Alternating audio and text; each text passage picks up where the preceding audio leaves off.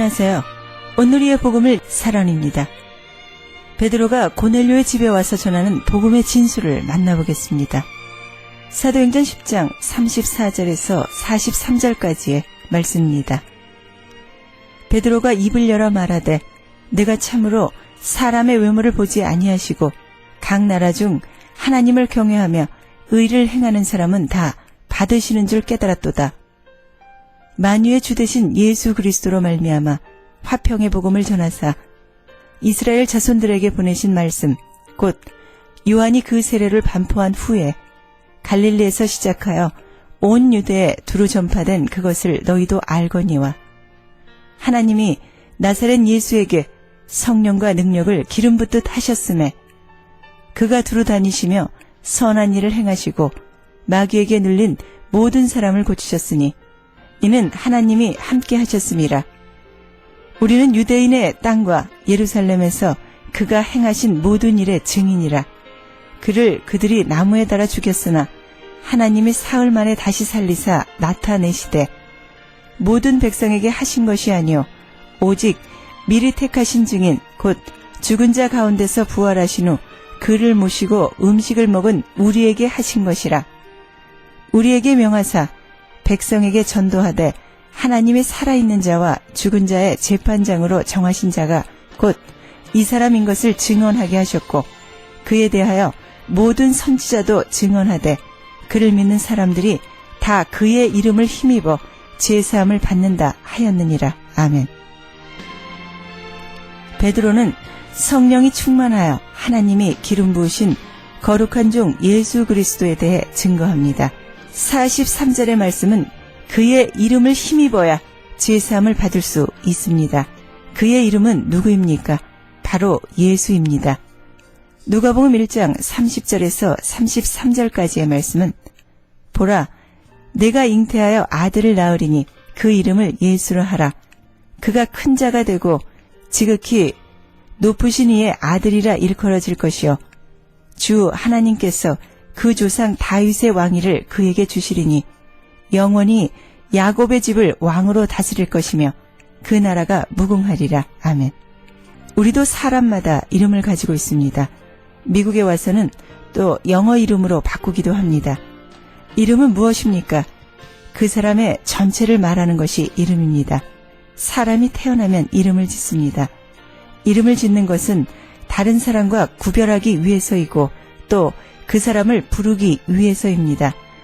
그 사람은 누군가가 부르면 부르는 사람에게 응답하고 또 그 자신이 그 이름으로 불리워진 것을 인식합니다. 그러나 이름을 안다고 해서 그 사람을 아는 것은 아닙니다. 그 사람을 알기 위해서는 그 사람과 지속적인 교제를 해야 그 사람이 어떤 사람인지를 알 수 있을 것입니다. 우리도 매일매일 하나님이 기름 부으신 하나님과 성도들의 화목제물로 보내신 예수 그리스도와 교제해야 그 내용을 알 수 있습니다. 이 예수는 사도행전 10장 42절과 43절의 말씀은 우리에게 명하사 백성에게 전도하되 하나님이 살아있는 자와 죽은 자의 재판장으로 정하신 자가 곧 이 사람인 것을 증언하게 하셨고 그에 대하여 모든 선지자도 증언하되 그를 믿는 사람들이 다 그의 이름을 힘입어 죄사함을 받는다 하였느니라. 아멘. 예수 그리스도는 우리의 인도자가 되십니다. 누구든지 그분의 인도를 따르기만 하면 훌륭한 삶을 살게 되고 성공과 승리라는 목표에 도달할 수 있을 것입니다. 그분을 통해서만 하나님께로 나아갈 수 있고 그분을 통해서만 풍성한 생명을 얻는 것이 가능합니다. 그분은 우리를 영원한 길로 인도하십니다. 우리는 날마다 주님의 인도를 받고 그가 주시는 풍성한 삶을 누리는 성도가 되어야겠습니다. 여러분들은 사랑과 함께하는 오늘의 복음을 함께하고 계십니다. 오늘 주시는 말씀은 사라 안에 이사야 60장 19절에서 22절까지의 말씀으로 작은 자가 천을 이루리라는 제목의 말씀으로 들으시겠습니다. 이사야서 60장 19절에서 22절까지의 말씀입니다. 다시는 낮에 해가 내 빛이 되지 아니하며 달도 내게 빛을 비추지 않을 것이요 오직 여호와가 내게 영원한 빛이 되며 내 하나님이 내 영광이 되리니 다시는 내 해가 지지 아니하며 내 달이 물러가지 아니할 것은 여호와가 내 영원한 빛이 되고 내 슬픔의 날이 끝날 것임이라. 내 백성이 다 의롭게 되어 영원히 땅을 차지하리니 그들은 내가 심은 가지요 내가 손으로 만든 것으로서 나의 영광을 나타낼 것인즉 그 작은 자가 천명을 이루겠고 그 약한 자가 강국을 이룰 것이라. 때가 되면 나 여호와가 속히 이루리라. 아멘. 이 말씀은 하나님의 백성들을 향한 하나님의 영광을 나타낼 그릇으로 쓰시겠다는 예언과 축복의 말씀입니다. 이사야서 60장 10절에서 14절까지의 말씀은 시온의 회복, 다시 말씀드리면 하나님 나라의 백성된 자들을 회복하시겠다는 말씀입니다.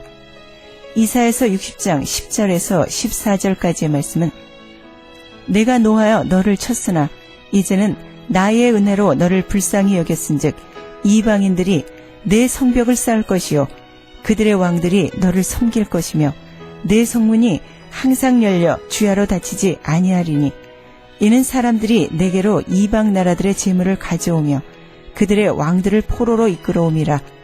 너를 섬기지 아니하는 백성과 나라는 파멸하리니 그 백성들은 반드시 진멸되리라.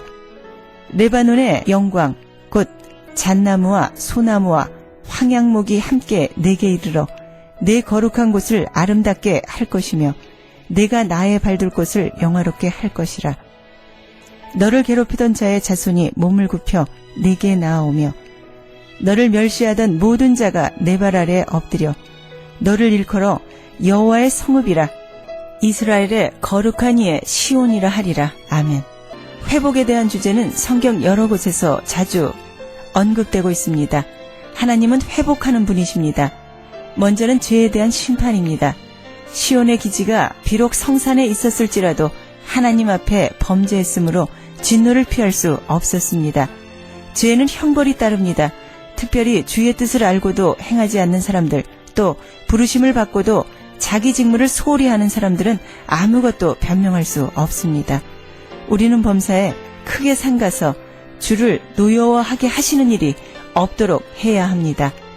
그리고 하나님은 시온을 회복하사 그 문이 항상 열려있게 하십니다. 이는 그리로 수많은 사람들이 들어오게 하기 위한 것이며 이 문으로 들어오는 사람들마다 하나님의 백성이 되고 거룩한 자녀가 됩니다. 교회는 언제 어디서나 상하고 찢긴 영혼들이 찾아와서 고침과 위로를 받을 수 있도록 문을 활짝 열어놓는 것이 바람직합니다.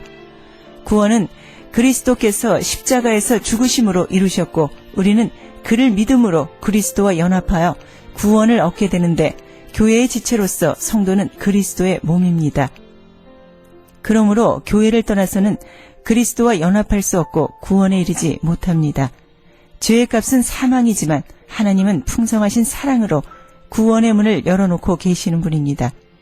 이사야서 60장 10절의 말씀은 내가 노하여 너를 쳤으나 이제는 나의 은혜로 너를 불쌍히 여겼은즉 이라고 말씀하십니다. 하나님이 노하신 이유를 이사야서 57장 11절에서 21절까지의 말씀으로 찾아볼 수 있습니다. 내가 누구를 두려워하며 누구로 말미암아 놀랍기에 거짓을 말하며 나를 생각하지 아니하며 이를 마음에 두지 아니하였느냐. 내가 나를 경외하지 아니함은 내가 오랫동안 잠잠했기 때문이 아니냐. 내 공의를 내게 보이리라. 내가 행한 일이 내게 무익하니라. 내가 부르짖을 때에 내가 모든 우상들에게 너를 구원하게 하라.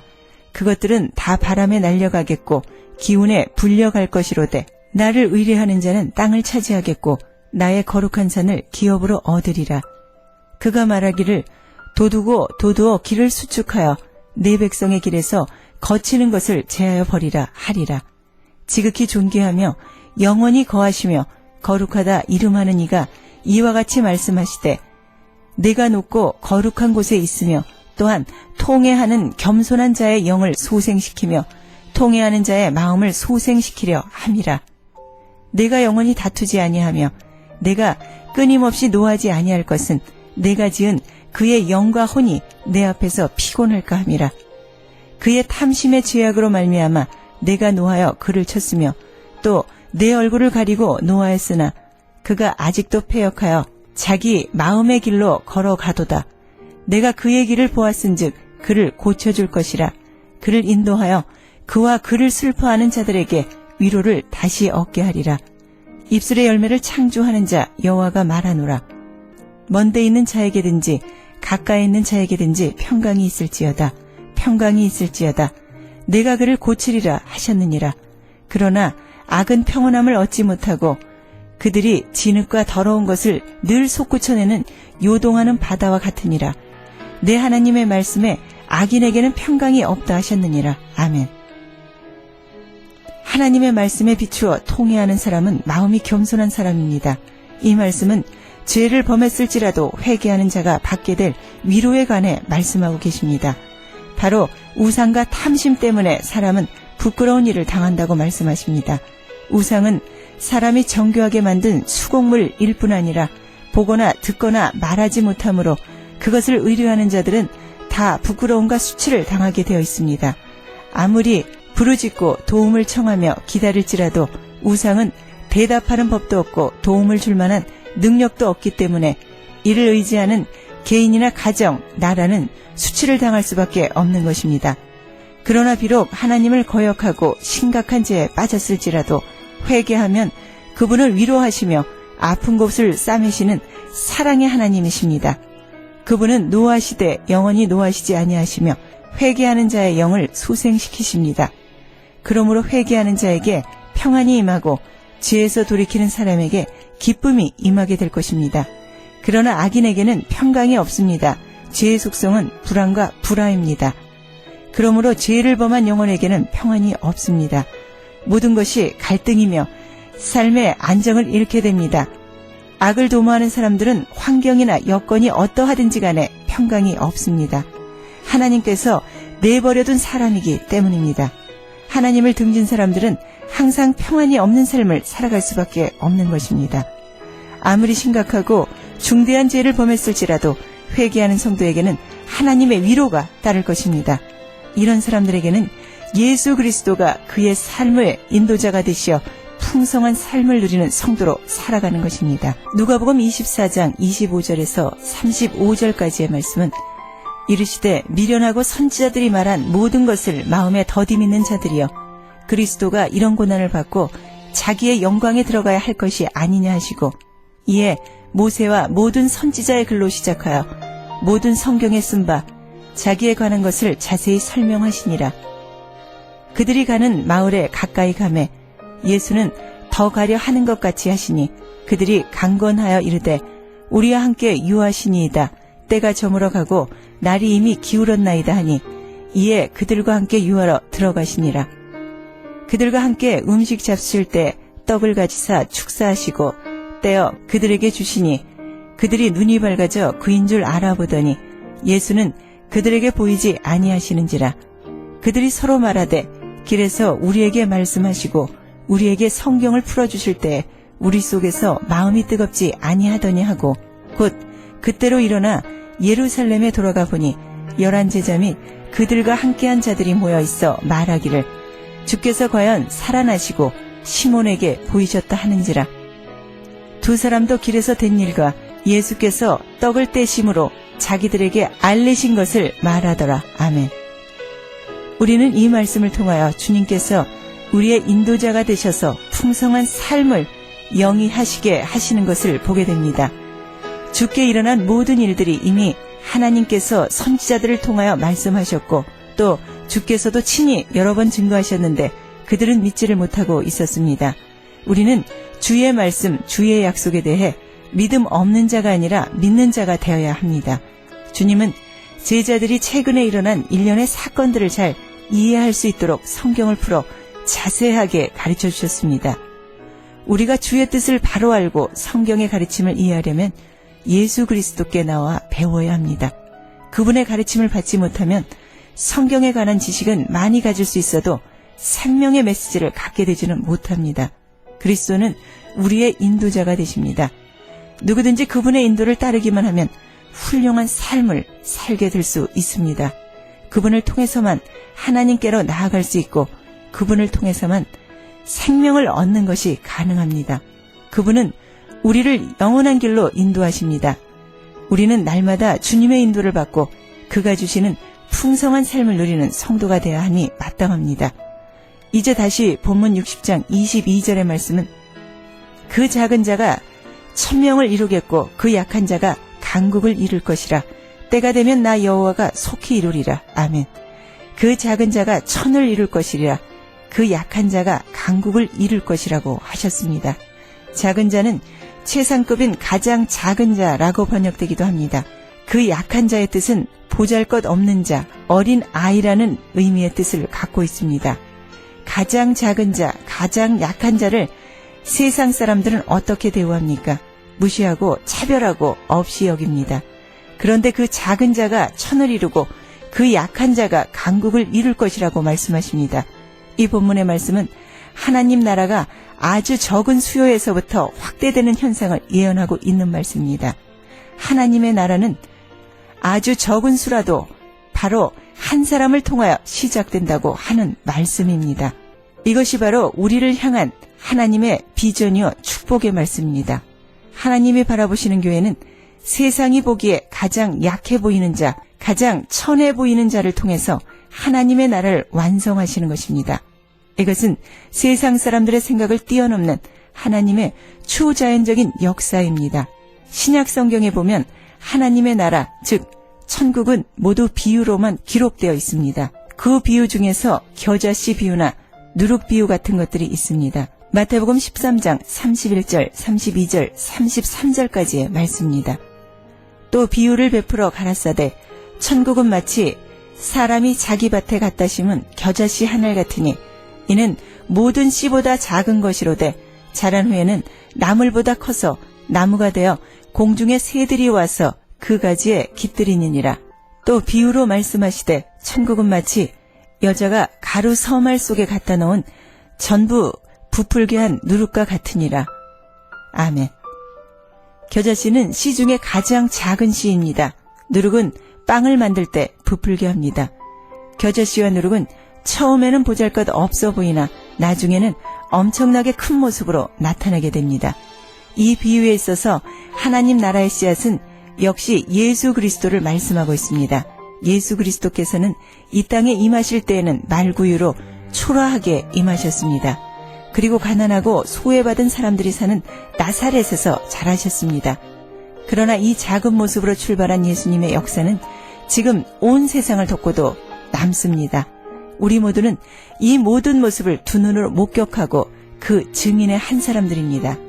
이렇듯 예수 그리스도를 통하여 시작된 복음의 확산은 눈에 보이지 않을 아주 작고 연약한 모습으로 시작하여 대단한 힘을 가지고 전 세계를 향하여 그 예언이 이루어지고 있습니다.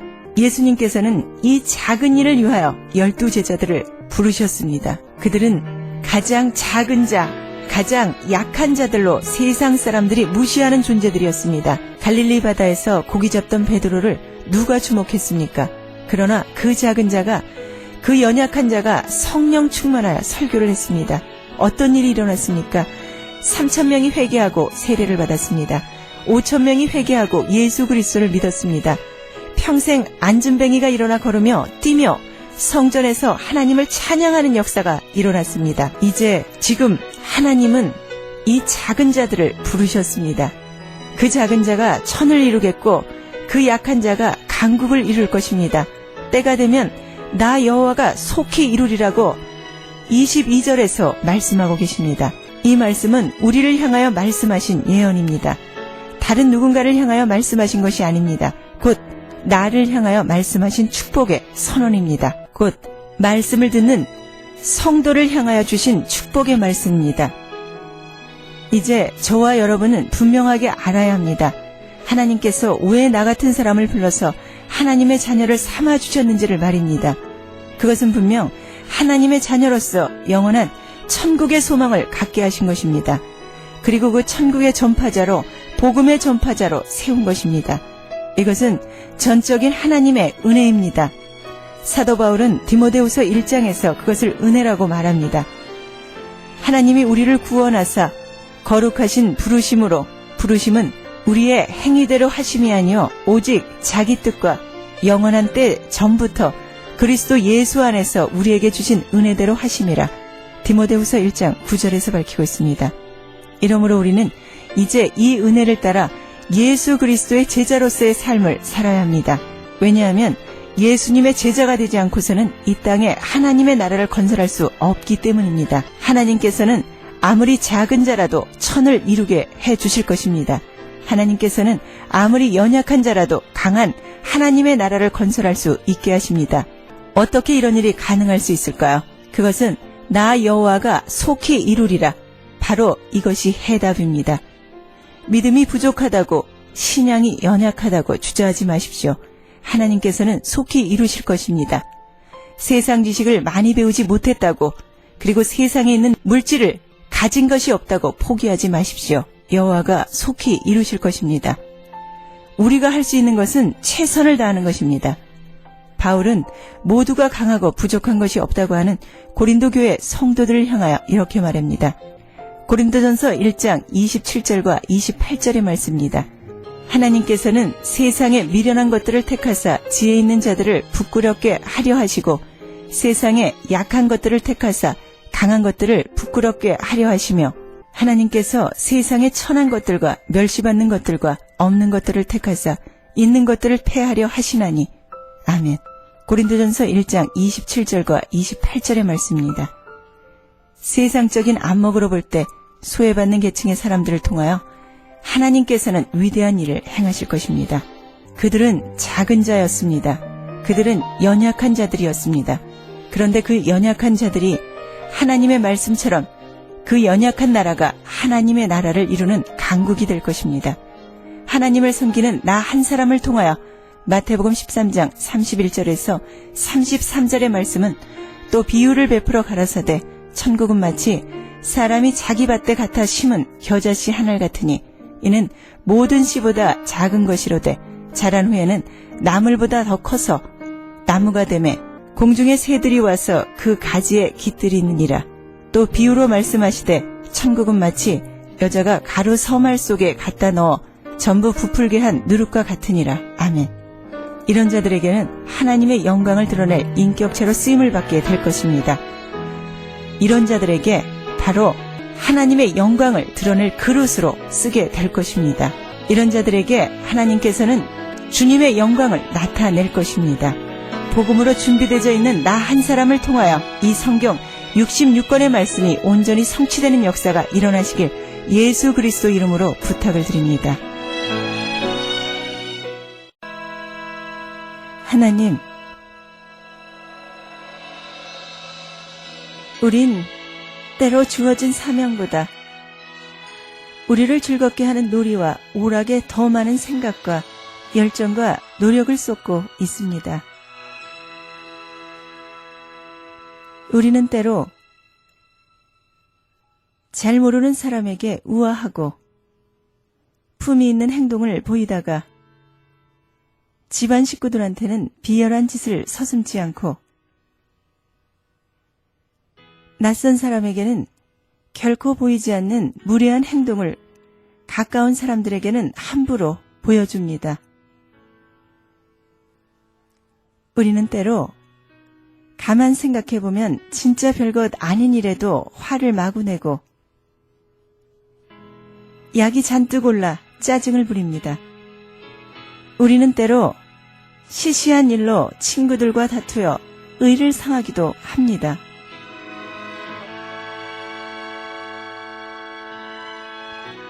하나님, 우리를 도우시어 중요한 일과 중요하지 않은 일을 가려낼 수 있게 해 주십시오. 그리하여 중요한 일을 기억하고 중요하지 않은 일을 중요하게 여기지 않도록 도와주십시오. 이 모든 말씀 우리 주 예수 그리스도 이름으로 기도드립니다. 아멘.